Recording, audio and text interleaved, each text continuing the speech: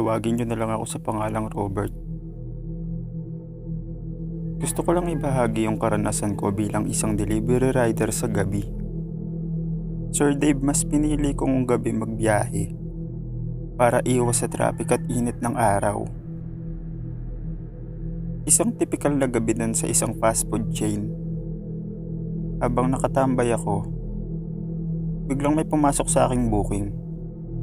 Yung location na yun, iniiwasan talaga ng karamihan ng mga rider. Bukod kasi sa madilim ito, ay wala ding gaanong bahay doon na halos magkakalayo ang pagitan. Dahil mag-iisang oras na din naman akong nag-aantay ng booking, kaya pinatos ko na. Nung na-pick up ko na yung order ng customer, agad ko na din itong dineliver sa location na yon. Dahil naririnig ko lang naman sa ibang kasamahan ko sa tambayan yung lugar na yon. Tsaka medyo bago pa lang din kasi akong delivery rider. Totoo nga nakakonti lang ang bahay sa lugar na yon at walang gaanong poste ng ilaw. Nung nakarating na ako sa mismong bahay ng customer, nasa labas na din yung magre-receive ng dala kong pagkain. Nung inabot ko sa kanya yung order niya, agad naman siyang nagpasalamat. Salamat kuya. Kanina pa talaga ako nagugutom. Wala kasing nag-a-accept na order ko. Buti na lang in-accept mo. Matapos yun, inabot niya na din yung bayad. Nagbigay din siya ng tip. Hindi na din ako nagtagal at nagpaalam na sa kanya. Nung nasa biyahe na ako pabalik sa tambayan, nakaramdam ako na naiihi. Pero nagpatuloy lang ako sa pagbiyahe. Nung may nakita akong bakanting lote na may mataas na talahib, huminto ako. Doon ko naisipang umihi. Nasa kasarapan na ako ng ihi ko nun. Biglang, para akong may narinig ng umunguya. Siyempre na-curious ako. Kaya medyo lumakad ako papunta dun sa naririnig kong umunguya. Nung paghawi ko ng talahib, ay naaninag akong nilalang na parang kawangis ng aso at sobrang laki nito. May kinakain siyang kambing. Biglang kumabog ng napakalakas yung dibdib ko. Hindi naman ako namalayan nung nilalang na yun dahil nakasubsob yung mukha nito sa tiyan ng kambing. Nagdahan-dahan akong umatras para makaalis. Pag-atras ng isang paa ko, bigla akong may natapakang isang sanga at nabali ito. Biglang lumingon yung nilalang sa akin. Wala nang ano-ano. Tumakbo na ako pabalik sa motor ko at pinaandar ng sobrang bilis. Wala akong pakialam kung may mabangga ako. Basta makaalis lang ako sa lugar na yun. Tumingin ako sa side mirror habang umaandar yung motor. Nakita ko na hinahabol niya ako. Kaya mas binilisan ko pa. Nung medyo malapit na ako sa maraming poste ng ilaw at mga bahay, hindi na din ito sumunod at bigla na ding nawala. Matapos yung pangyayaring yun, hindi na muna ako bumalik sa tambayan. Dumiretso na ako sa bahay at ilang araw ding hindi bumiyahe. Sir Dave, bumalik pa rin naman ako sa pagdi-deliver. Pero mas pinili ko na lang na mag-deliver sa umaga dahil sa pangyayaring yun.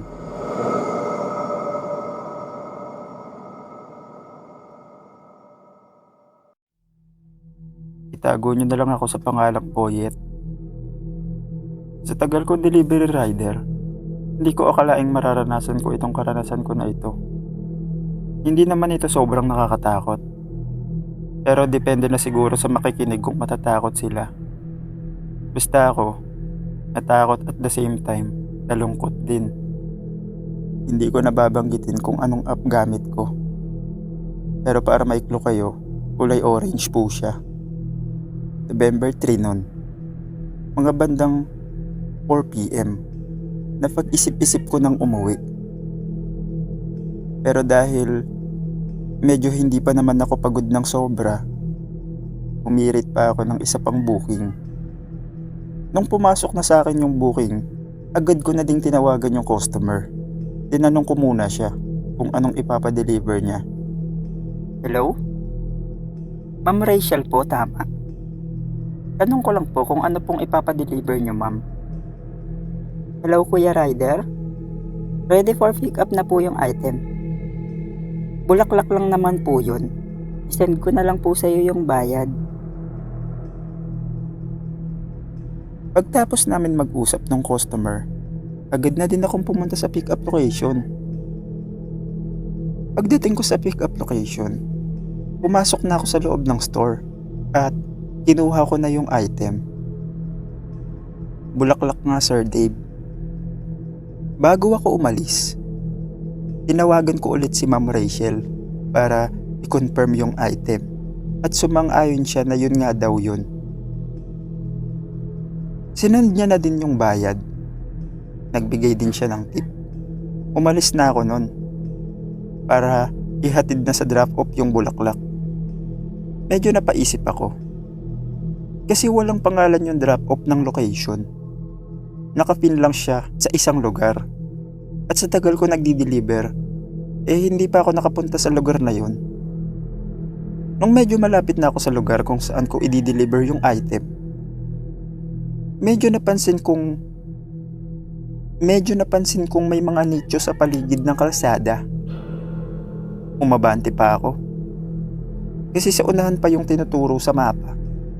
Maya-maya, huminto na ako dahil huminto na din naman yung mapa sa cellphone at nag-arrive na daw ako sa drop-off location. Tinignan ko yung paligid.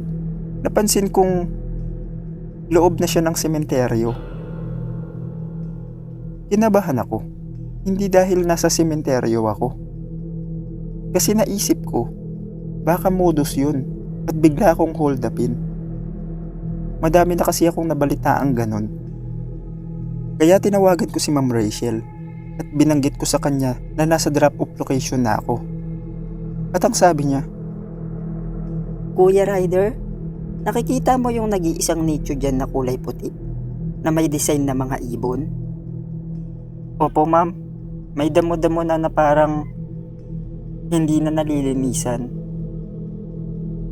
Kaya nga nabisi na kasi lahat ng kamag-anak niyan at hindi na naalala yung kamag-anak nila na yan.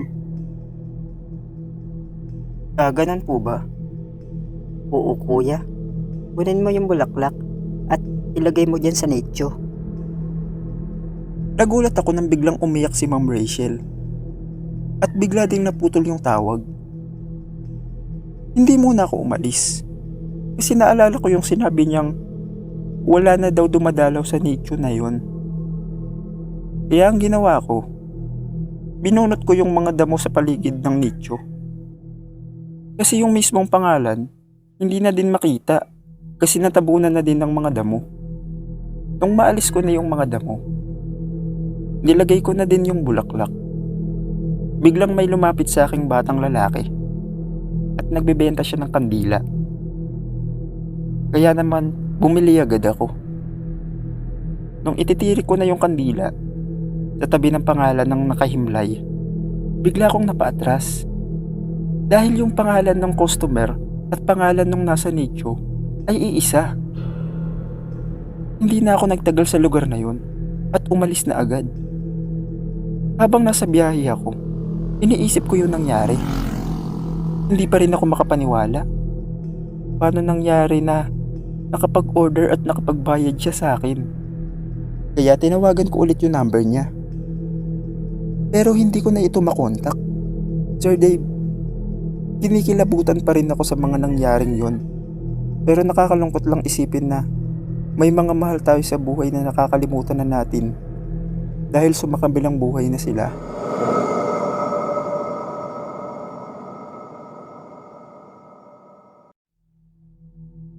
Ang pangalan ko ay Alex. Boss Dave, gusto ko lang ibahagi yung karanasan ko nitong 2024 lang. Isa pala akong delivery rider. Hindi naman sa pagbubuhat ng bangko. Medyo may itsura ang inyong lingkod. Tuwing gabi talaga ako lumalabas para bumiyahe. Mas madami kasing nagpapadeliver pag madaling araw. Isang madaling araw na, may booking na din ako at hawak ko na yung order ng customer ko. Sumakay na ako sa motor ko. Nahatid ko naman ng matiwasay yung pagkain na dala ko. Nang pasukan ulit ako ng isa pang booking, Papunta na ako nun sa may store kung saan ako magpipick up ng order. Sa kahabaan ng kalsadang tinatahak ko, may nakita akong isang babaeng naglalakad na tila ba parang wala sa sarili. Hinintuan ko siya para tanungin kung bakit ito naglalakad sa kailaliman ng gabi. Nung napansin niya ako, agad naman siyang lumingon. Medyo nagulat pa nga ako kasi ang ganda niya, Boss Dave. Medyo nag-alala ako at tinanong siya kung bakit naglalakad siya ng ganong oras. Sagot nito, Medyo nagpapalipas lang ng oras, kaya naglakad-lakad muna ako. Pero pauwi na din naman ako. kaya inalok ko na siya kung gusto niya bang sumabay sa akin. Total yung tinatahak niya namang daan, doon din naman ang daan ko. Tsaka delikado din maglakad-lakad ang babae ng ganong oras. Kaya inalok ko talaga siya. Hindi na siya nagdalawang isip at sumakay na din naman siya. Habang nasa biyahe kami, napansin kong tahimik lang siya. Kaya tinignan ko siya sa side mirror ng motor. Nakatulala lang siya na parang ang lalim ng iniisip. Lumipas ang ilang minuto. Bigla siya nagsalita. Malapit na akong bumaba. Sa susunod na kanto, doon na ako. Sumang-ayon lang ako sa sinabi niya. Sa bandang unahan, Boss Dave, may naaninag akong mga pulis na nakaposte. Bigla kaming pinara. Checkpoint pala. Bigla akong kinabahan. Kasi walang helmet yung angkas ko. Baka matikitan ako. Bigla nagsalita yung isang pulis. Sir, checkpoint lang po. License at papel na lang po ng motor. Nung bababa na ako ng motor, nagulat ako dahil nawala yung angkas kong babae. Kaya tinanong ko yung isang pulis, Sir, nakita niyo po ba yung kasama kong babae? Halatang gulat na gulat yung pulis sa sinabi ko. Sir, wala naman po kayong kasama. Ikaw lang naman po mag-isa. Makikipagtalo pa sana ako na may kasama ako, pero pinabayaan ko na lang para hindi na din ako matikitan. Inabot ko na sa pulis yung lisensya at papel ng motor ko. Habang tinitignan ng pulis yung mga dokumento ko, nagpalinga-linga ako para tignan kung nasa paligid ba yung babaeng naangkas ko kanina. Tapos may isang pulis sa gilid na nagsalita at nagsabing, Sir, baka si Maria yung umangkas sa'yo. Magandang babae na naglalakad ba? Lagi yan hinihintuan ng mga motorista kasi maganda, tapos sinasabay nila hanggang doon sa susunod na kanto. Kinabahan ako sa sinabi ng isang pulis na yon dahil tugma sa mga sinabi niya yung babae. Nung binalik na sa akin yung lisensya at papel ng motor ko, agad na din akong umalis. Bigla akong napatingin sa side mirror ng motor ko at nakita ko yung babae sa tabi ng isang pulis at nakangiti itong nagpapaalam sa akin.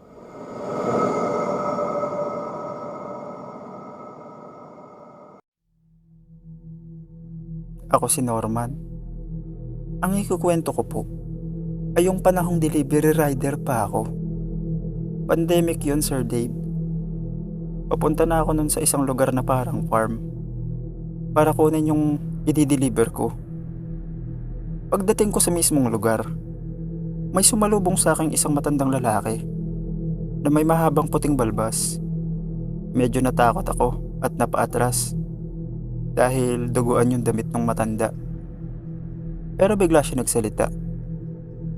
Iho, ikaw ba yung kukuha ng order ni Mr. Sanchez? Tinignan ko yung pangalan ng booking sa cellphone ko. Mr. Sanchez nga yung pangalan nung nag-order. Sumagot ako sa matanda na kay Mr. Sanchez nga yung kukunin kong order. At sabi nitong sundan ko daw siya. Kaya sinundan ko yung matanda. Pagpasok namin sa bahay, nakita ko na ang daming nakasampay na mga karne ng baboy, kambing at kung ano-ano pa. Natawa ako bigla kasi natakot pa ako kanina sa matanda kung bakit madaming dugo yung damit niya. Nagtitinda pala siya ng karne. Bigla niya sinabing intayin ko na lang daw siya doon. Pumasok siya sa isang kwarto at paglabas niya, may dala na siyang isang kahon na umuusok pa sa lamig. Nilapag niya muna yung kahon na yun.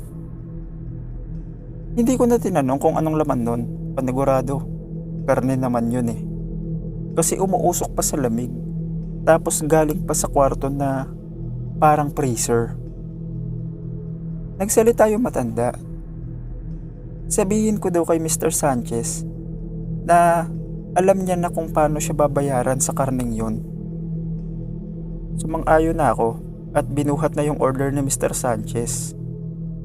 Nabigla ako kasi medyo mabigat siya kahit di naman ganun kalaki yung kahon. Nung buhat ko na yung kahon at palabas na sa bahay, may napansin ako sa gilid na damit at pantalon, tapos may isang tsinelas. Pero ang nakapagtataka, yung damit at pantalon, gutay-gutay at may dugo. Pero dumiretso na ako palabas at sinakay ko na sa motor ko yung kahon.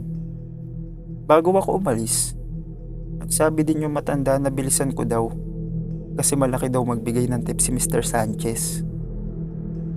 Tinignan ko yung location ni Mr. Sanchez. Sikat at mamahaling subdivision yun. Pero hindi ko nababanggitin. Habang nasa biyahe ako, parang may naaamoy akong sobrang lansa sa bandang likuran ko. Kaya huminto muna ako sa isang gilid para tignan. Pagbukas ko ng bag, kung nasan yung nilagay kong order ni Mr. Sanchez, sobrang lansa ng amoy at napansin kong may parte na ng kahon yung nasisira. Siguro dahil natunaw na yung ibang yelo sa loob. Tsaka mainit din kasi yung panahon, kaya siguro natunaw agad. Sumakay na agad ako para mahatid ko na agad yung order ni Mr. Sanchez. Minadali ko na yung pagmamaneho ko. Nung makarating na ako sa tapat ng isang bahay sa loob ng subdivision na yon, nagulat ako kasi sobrang laki ng bahay. Masasabi mong mayaman talaga yung nakatira. Nag-doorbell ako. Habang nag-aantay, nilabas ko na yung kahon na order ni Mr. Sanchez. Medyo nakaalalay ako nun sa ilalim. Kasi yung paligid ng kahon, parang bibigay na. Biglang may lumabas na dalawang babae. Maid ata nila yun, kasi parehas ng suot. Nung kinuha na ng isang maid yung kahon, yung isa namang maid, inabot sa akin yung bayad, tapos binigyan ako ng 2,000 tip. Nabigla ako. Kasi sobrang laki noon. Bigla siya nagsalita. Huwag ka na magtanong. Umalis ka na. Nagtaka ako. Pero hindi ko na siya pinansin. Kasi tuwang-tuwa ako sa tip na nakuha ko. Lumingon ulit ako sa dalawang maid na papasok na sa bahay. Nakita kong nadulas yung isa at nalaglag yung kahon. Agad niya naman yung pinulot at nagpatuloy na sa paglalakad. Pero nagulat ako sa isang parte ng kahon na dala niya na tila ba nasira na dahil nabagsak niya. At biglang may unti-unting lumabas na kamay doon. Pero hindi lang basta kamay, kasi kamay ng tao yun. Na sobrang daming dugo. Ini-start ko na yung motor ko at umalis na sa lugar na yun. Isang linggo akong hindi nagbiyahe nun. Dahil iniisip ko pa rin yung nangyari at kung ba't may kamay ng tao doon. Sure day bumalik din naman ako sa pagdi-deliver. Pero hindi ko na ulit nakuhaan yung lugar na yun. At sana wag na talaga.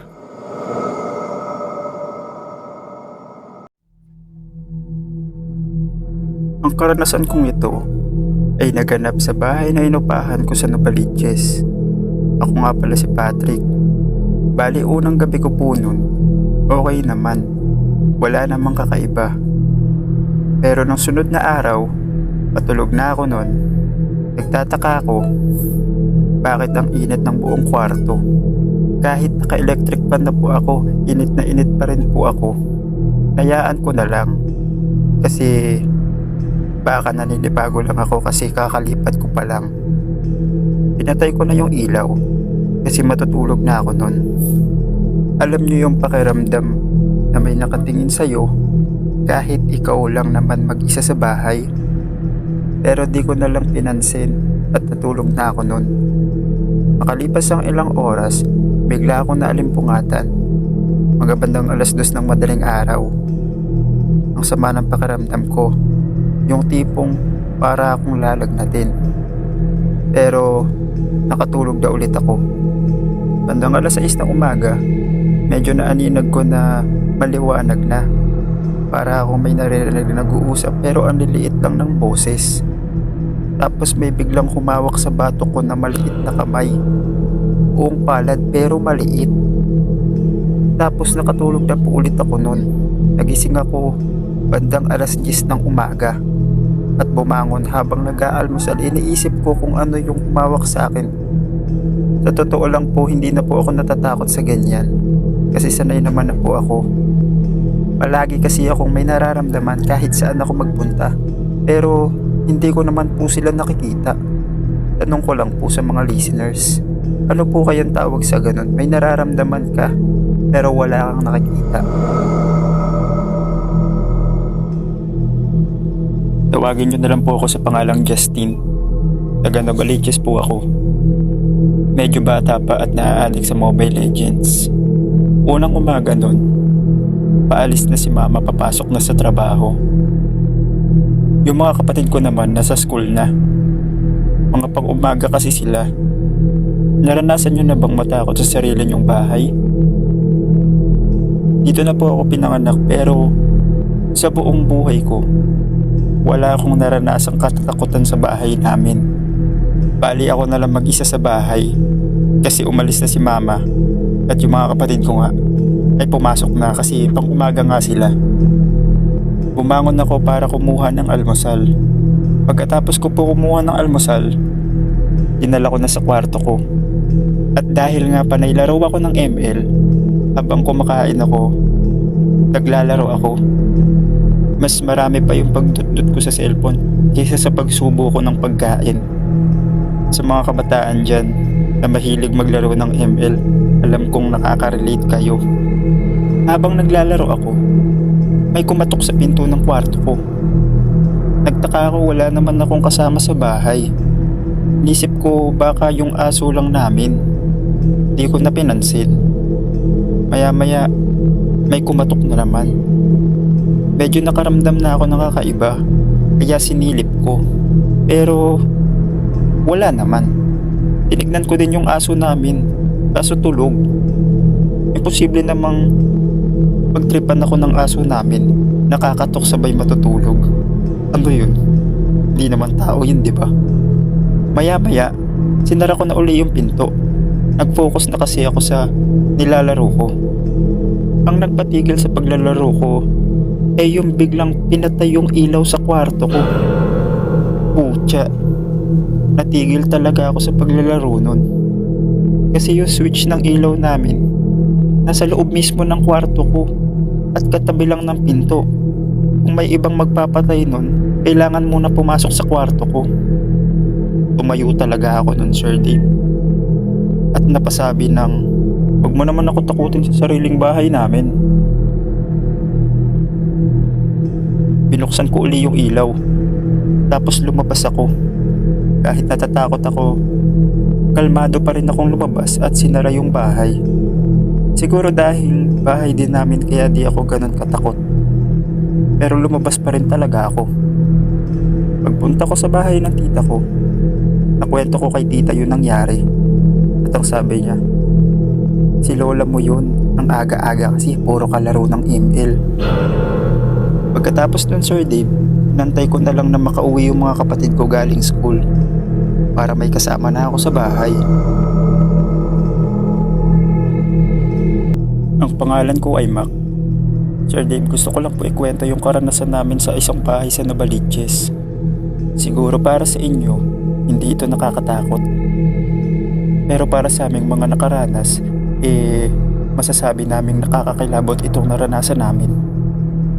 Way back pandemic po ito nangyari. Hindi talaga ako taga Novaliches. Napilitan lang po talaga kami ng katrabaho ko na magstay in.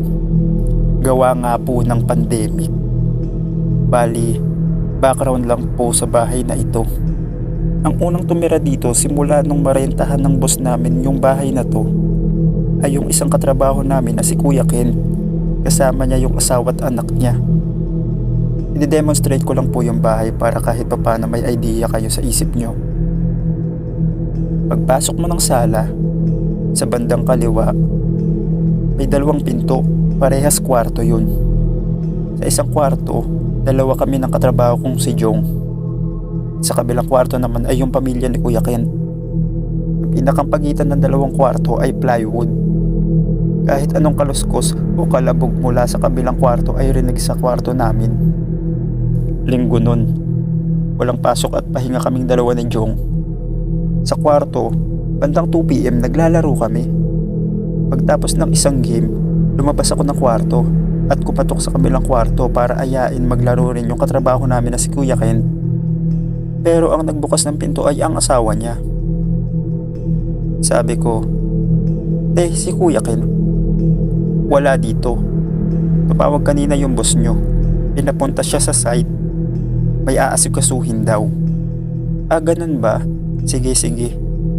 Naaninag ko sa bandang likod niya. Yung anak niya naglalaro ng tablet. Nung sinara niya yung pinto, bumalik ako sa kwarto namin at naglaro na ulit kami ni Jong. Siguro nakakaisang oras na kami naglalaro ni Jong. Dumating sa puntong napapasipa na kami ni Jong sa dingding. Habang naglalaro kami. Kasi natatawa kami sa kalaban namin at asar na sa katatrash talk namin. Habang napapasipa kami ni Jong sa dingding, ay sumasipa din sa kabilang kwarto. Siyempre ang nasa isip namin nun, sila ate sa kabilang kwarto. Basta parang sinasagot yung pagsipa namin madaming beses. At saktong pagtapos namin maglaro, nagpaalam muna ako kay Jong na lalabas para bumili ng pagkain. Pre, bibili lang ako ng merienda natin. Sige pre. At nung paglabas ko ng bahay, nakasalubong ko si ate at yung anak niya. Pauwi na sila sa bahay. Biglang lumakas yung kabog ng dibdib ko. At tinanong ko sila, saan kayo galing? Ginala ko lang tong anak ko sa mall. Kanina pa kayo? Oo, nung pagkatok mo kanina sa kwarto, paalis na kami noon. At lumakad na ako. Ang nasa isip ko nung mga oras na yun, kung kanina pa sila umalis, sino yung sumisipa sa kabilang kwarto? Pagkabalik ko sa bahay, kinausap ko si Jong at sinabi ko sa kanya yung mga sinabi sa akin ni ate. At maging siya sobrang kinalubutan. Kasi parehas naming naririnig yung mga sumisipa sa kabilang kwarto. At pinuntahan namin ni Jong si ate sa kwarto niya. At pagbukas ng pinto, si Kuya Ken ang bumungad. Hinahanap ko si ate sa kanya. At nung nakita ako ni ate, pumasok kami ni Jong sa kwarto. At nakwento namin yung mga nangyari kanina. At natawa lang siya. At biglang naging seryoso. Hindi na bago yan dito sa bahay na to.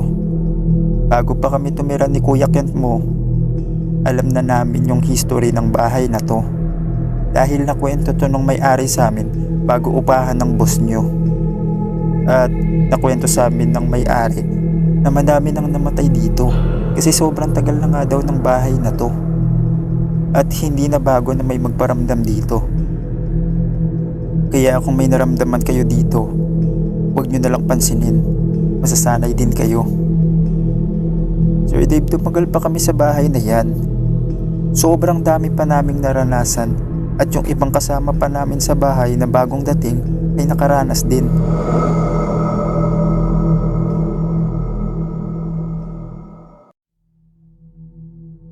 Ako si Fred.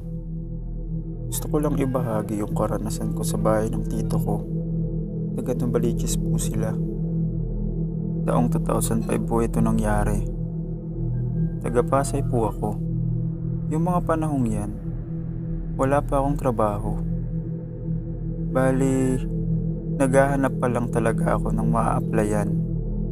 Isang umaga nun, Nung ginising ako ni mama, ay bigla niyang inabot sa akin yung cellphone niya. Siyempre nagtaka ako, pero biglang nagsalita si mama. Si tito mo nasa telepono, kakausapin ka daw. Nagulat ako. Nasa linya pala ng telepono si tito. Kaya tinanong ko si tito kung bakit. Kamusta, Fred? Si tito mo to. Di ba wala ka pa namang trabaho ngayon? Pwede ba dito ka muna sa bahay? Wala kasing kasama si tita mo. Huwag kang mag-alala. Ako na lang bahala sa'yo. Madalas kasi akong gabihin sa trabaho. Hindi na ako nag-isip. At sumang-ayon na agad ako. Sayang din yun. At least kahit papano, magkakaroon ako ng pera. Tsaka namimiss ko na din magbakasyon sa bahay nila. Kinabukasan, paggising ko, naggayak na agad ako para makaalis na.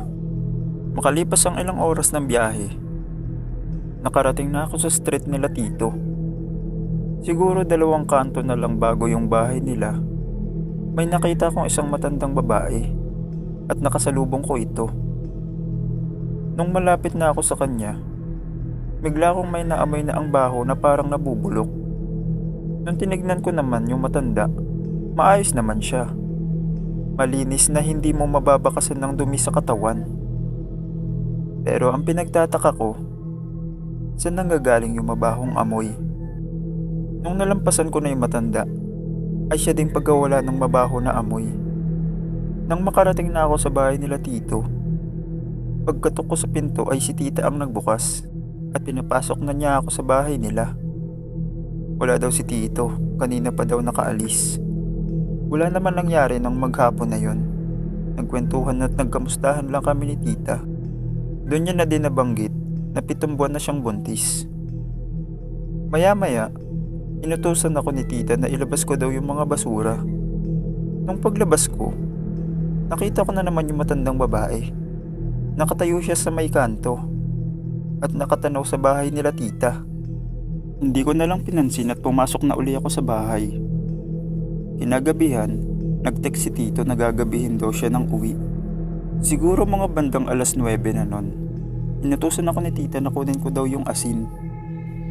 Siyempre, nagtaka ako. Anong gagawin ni tita sa asin?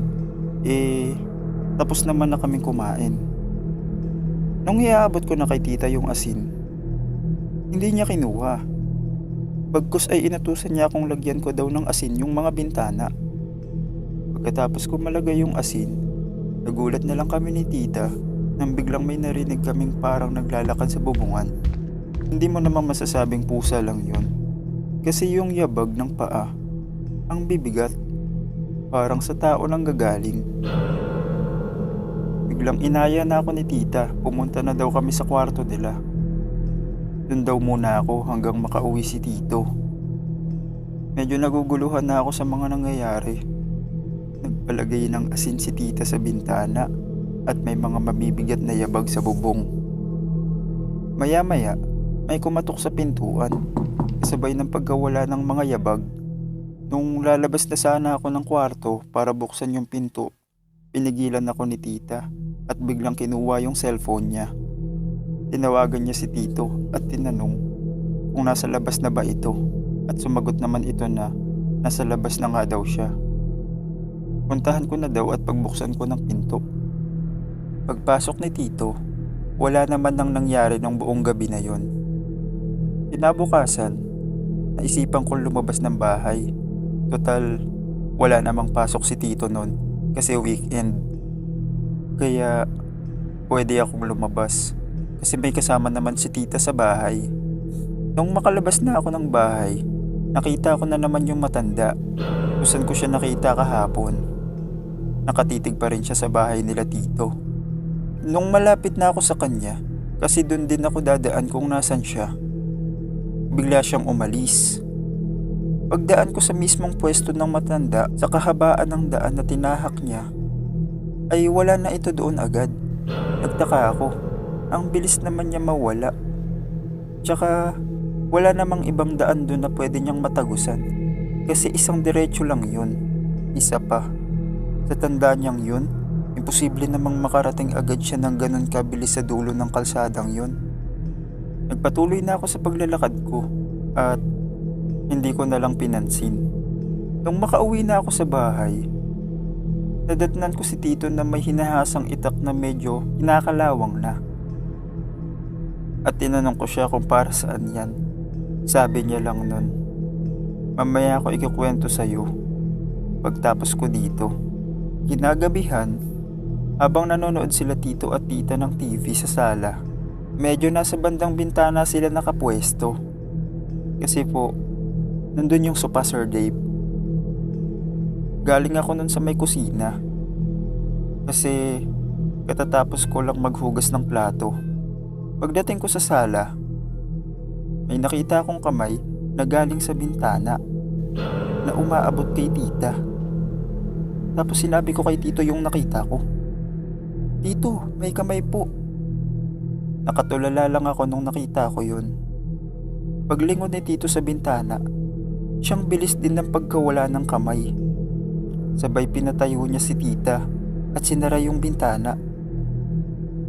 Inaya niya na nun si Tita na pumunta na sila sa kwarto nila.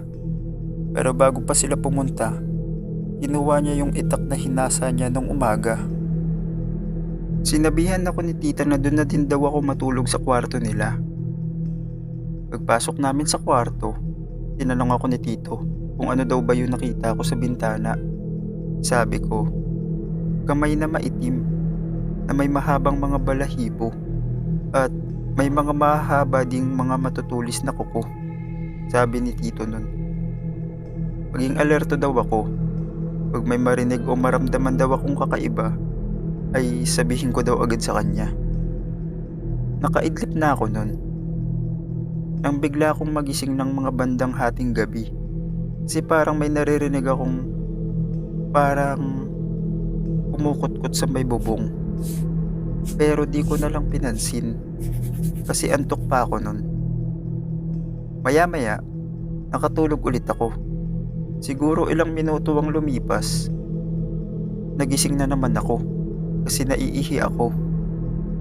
Nung babangon na ako, parang may napansin akong itim na sinulid na galing sa bubong. Nagtataka ako kasi kung normal na sinulid yun, bakit parang unti-unti siyang bumababa? Pinagmasdan ko lang yun. Nung napansin ko na ang direksyon ng sinulid na yun ay papunta sa tiyan ni Tita, bigla kong ginising si Tito. Biglang bangon niya din. Tapos pagturo ko kay Tito nung sinulid na itim, walang ano-ano ay kinuha niya sa gilid niya yung itak at pinutol yung itim na bagay na yun. Biglang may narinig kaming parang umaangil sa bubong na parang nasasaktan. Tapos yung natirang parang sinulid sa bubong na nakausli ay unti-unting nawawala na parang hinuhugot. Yung naputol naman ni Tito ay bigla ding nawala. Hindi na kami natulog ni Tito noon at hinayaan na lang namin na si Tita makatulog ulit kasi bawal sa buntis ang magpuyat. At habang nagbabantay kami ni Tito noon kay Tita, nakwento niya sa akin na kaya niya daw ako pinapunta sa bahay nila para samahan si Tita dahil daw sa mga bagay na yun. Kaya daw naglalagay sila ng asin sa mga bintana at kaya daw palagi niyang hinahasa yung itak niya dahil nung nakaraan pa sila nakakaramdam na parang may umaalingid sa bahay nila, lalo na paggabi. Inaumagahan nun, nung lalabas sana ako ng bahay, nakita ko na naman yung matanda. Pero tila parang may iniinda ito sa kanyang bibig. Hindi siya nakatingin sa bahay, kundi nakatitig sa akin ng masama. Bigla akong nakaramdam ng takot at biglang bumalik sa loob ng bahay.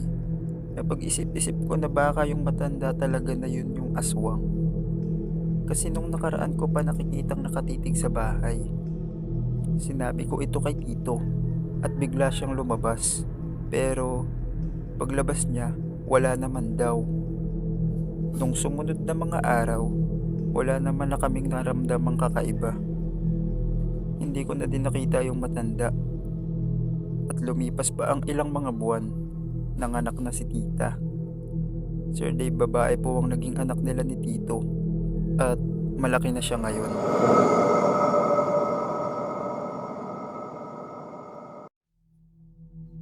Ako si Abby. Gusto ko lang po ibahagi yung karanasan ko sa probinsya. Boss Dave, itong karanasan ko na ito ay hindi ko makakalimutan sa buong buhay ko. Maniniwala ba kayo na nakakita ko ng isang aswang na nakadungaw sa bintana? Hindi naman ganun kahaba yung kwento ko. Kasi nagising lang naman ako ng mga panahon na yon. Pinanganak talaga si mamang may third eye.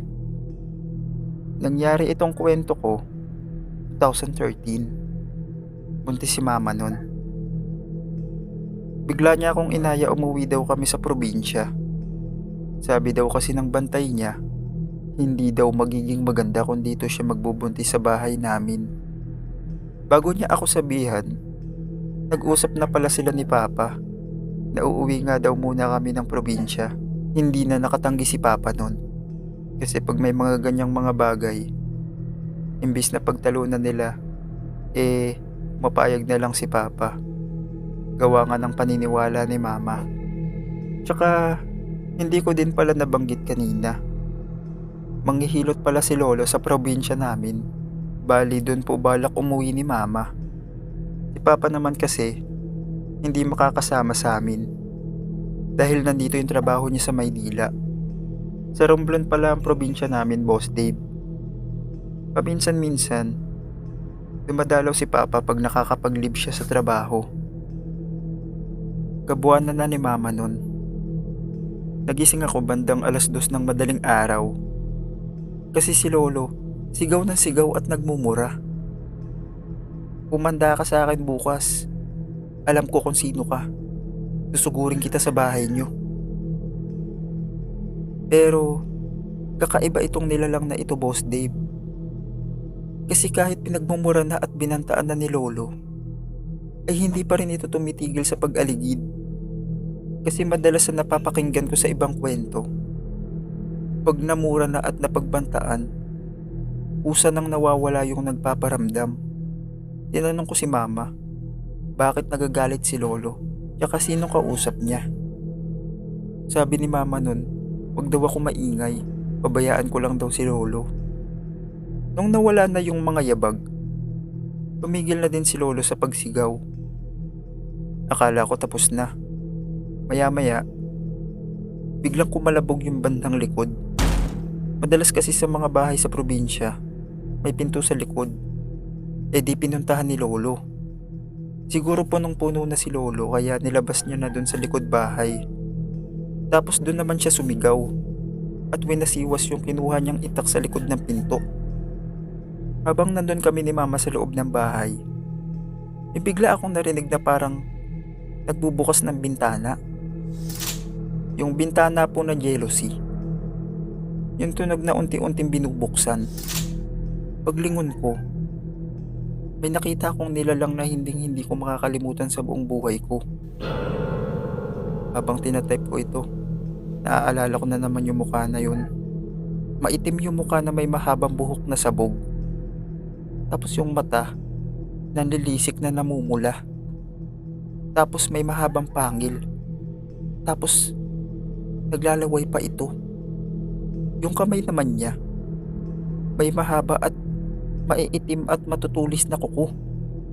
Titig na titig siya sa tiyan ni Mama. Tapos bigla ako napasigaw nun. At biglang tumakbo si Lolo papasok ng bahay. Tinuro ko yung nilalang.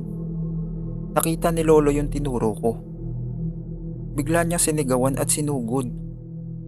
At may sinigaw siya na pangalan. Pero hindi ko nababanggitin yung pangalan na sinigaw niya. Pangalan kasi nung aswang na pinaghihinalaan niya yun. Kaso biglang tumalon ng napakataas yung nilalang, papunta sa mapunong lugar sa likod bahay. Maya-maya, napahawak si Mama sa tiyan niya at nakaramdam ng sakit. Sabi niya, parang manganganak na daw siya. Hindi naman na nagparamdam yung aswang. Simula nung tumalon ito papunta sa likod bahay at inasikaso na siya ni Lolo. Si lolo na din na nagpaanak kay mama. Kasi may karanasan naman na si lolo sa pagpapaanak dahil manghihilot siya. Naumagahan, nung napaanak na ni lolo si mama, sinabihan niya ako na tawagan ko daw si papa at papuntahin dito sa probinsya. Nabanggit din ni lolo na kaya daw ganun yung aswang na yun. Kasi alam nito na manganganak na si mama kinaumagahan. Nung pinuntahan naman ni lolo yung bahay ng pinaghihinalaan niyang aswang, ay nakasarado na ito at nakakandado na tila ba parang umalis na ito doon.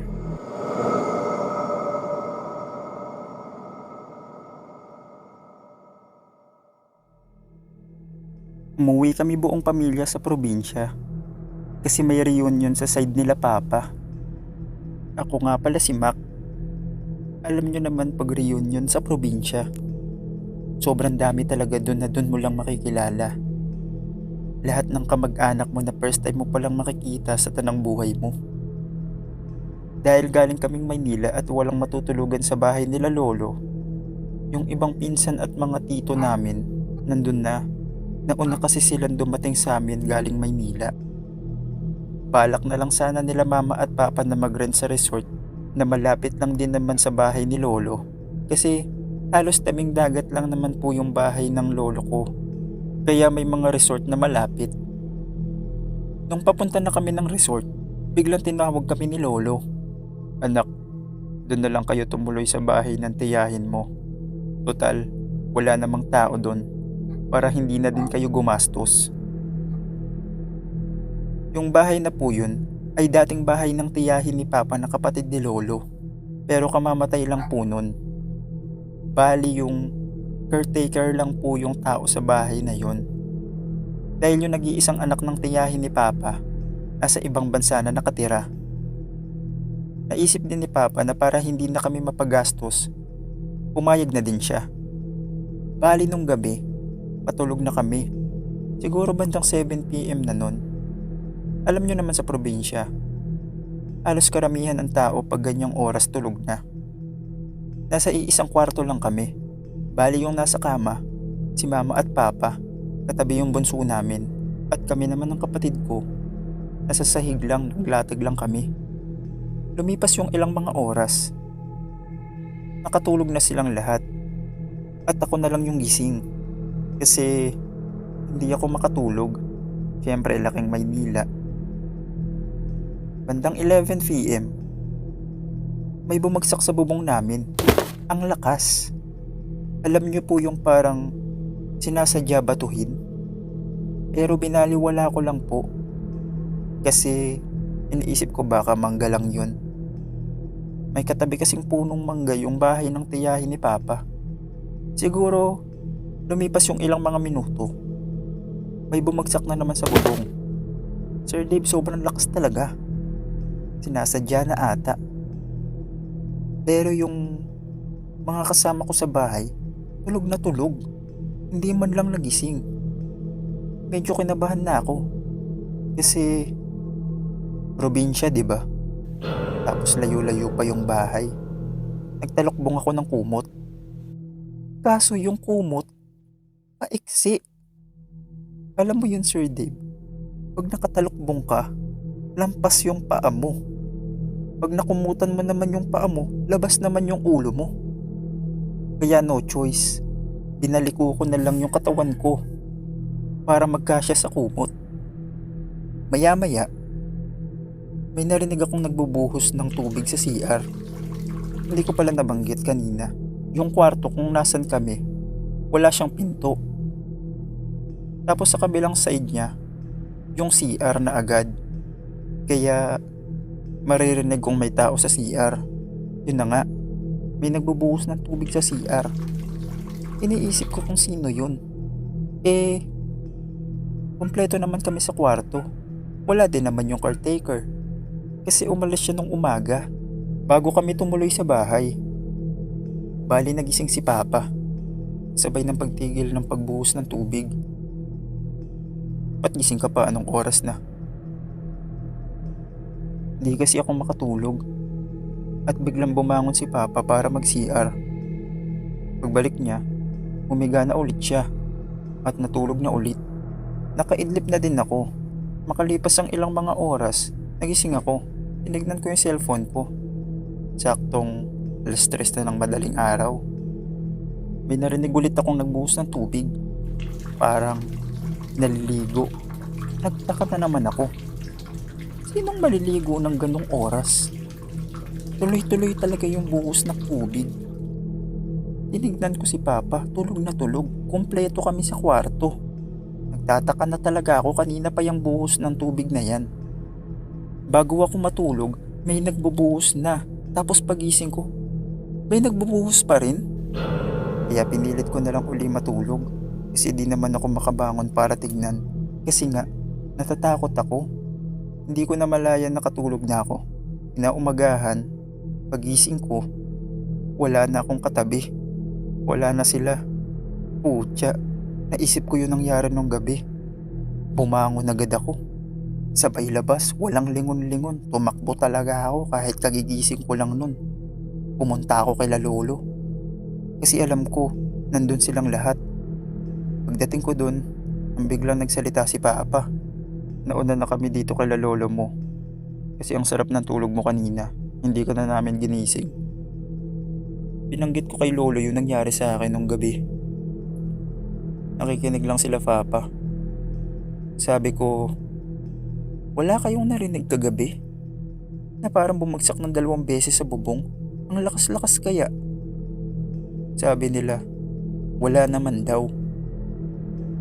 Tapos nabanggit ko din yung sa CR. Tapos bigla lang tumawa si Lolo. Ano ka ba, apo? Welcome ka lang ng lola mo.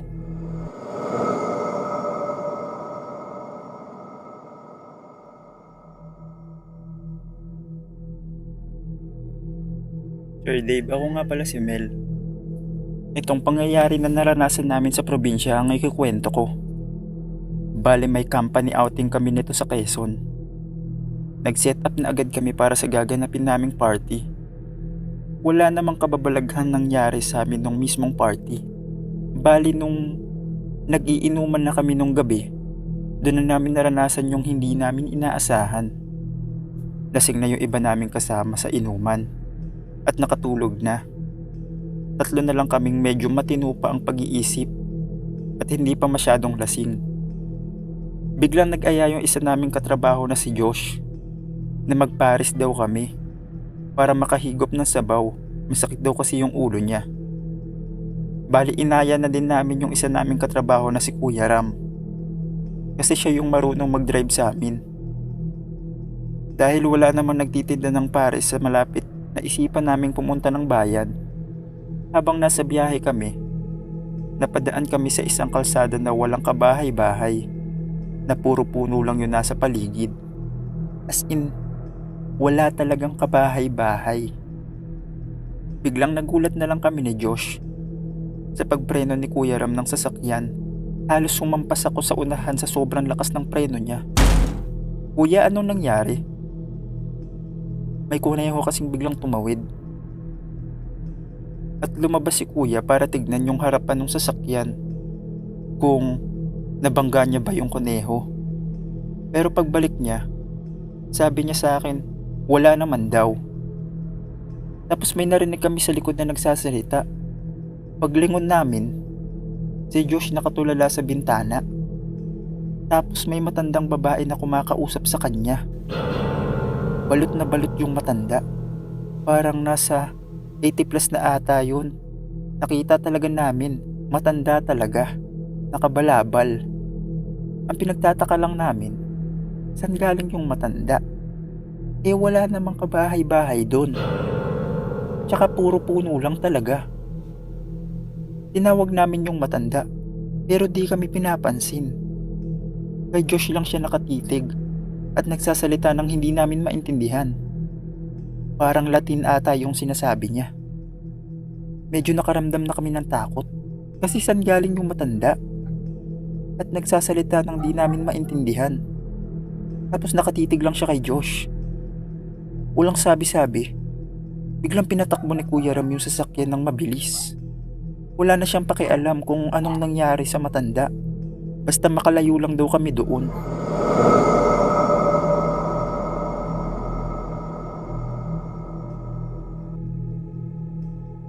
Tawagin niyo na lang po akong Mon. Sir Dave, gusto ko lang po ikwento yung karanasan naming lahat nung lamay ng lola ko sa probinsya. Bali, laking Maynila po talaga kami. Umuwi lang kami ng probinsya dahil namatay nga yung lola ko. Bali, huling gabi na ni lola nun, habang kaming buong pamilya ay nagkukwentuhan, biglang lumabas si tita. Kapatid po siya ni Papa na babae. Luto na daw yung ulam. Kumain na daw kaming lahat. Bali pumasok na kami sa bahay. Kasi sa tapat kami ng bahay nakatambay lahat magkakamag-anak. Biglang nagtaka yung tita namin. Nasa na daw yung anak niya. 15 years old lang po si Luke. Makulit na bata. Alam niyo yung batang mahirap sawayin? Na ubos na yung laway mo. Di pa rin tumitigil sa kakulitan. Pinahanap siya sa amin ni tita kasi kakain na nga daw. Eh di, hinanap namin ng ibang pinsan ko. Pero di namin makita. Medyo kinabahan na si tita kasi hindi naman kami laking probinsya. Tumulong na din sila papa maghanap nun. Yung iba na iwan lang sa bahay. Bawal kasing iwan yung kabaong nang walang kasama. Sinabi ng isang tito ko na baka nasa taas ng puno. Sir Dave, may treehouse kasi sila sa tapat ng bahay nila lola. Bali punong mangga siya na nilagyan ng pinsan ko ng kubo sa taas. Nagsadya si Papa na siya na daw po ang aakyat.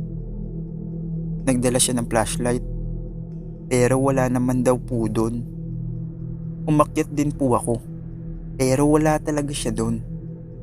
Pati ibang naglalamay, nalaman na din na nawawala yung pinsan namin. Biglang, sa isang gilid, may nagsalitang matanda. Nakaitim. Sabi niya, nasa punong mangga, tignan niyo ulit. Nagtinginan kami ni Papa. Sabi pa nga ni Papa, tinignan ko na po doon, Nay.